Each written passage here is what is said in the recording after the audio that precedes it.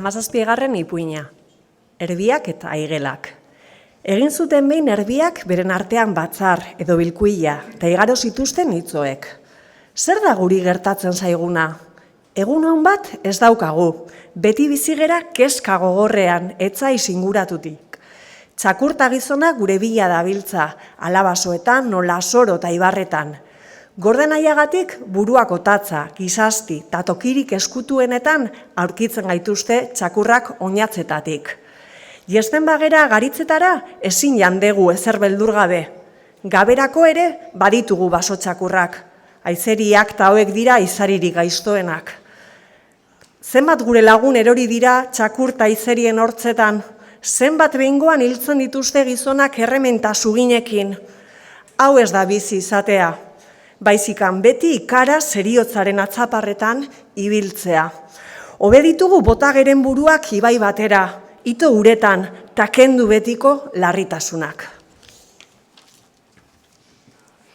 Erabaki zuten hala egitea, eta joan ziran ibai bateko egi edo ondora. Dakuste uste gabe nolaan arkitzen zan igeltegi bat, guztia ikaraturik. Banatu eta bota zituzten beren buruak uretara. Orduan esan zioen beste lagunei erbi batek. Eskera bakarriku beldurrean bizigeranak. Badira bai gu baino ere beldurtiagoak. Ona, nola, gu ekusi eta beste gabe ihes egin eta bota dituzten buruak ibaira igeltxarrak. Ez tegu ernegatu behar, etorriko aldira egun paketsuagoak guretzat. Gaitzak dituzte beren mugak eta aldiak. Goazen bada lehengo lekuetara, eta bizigaitean nola ahal egun hobeagoen zain. Hala egin zuten.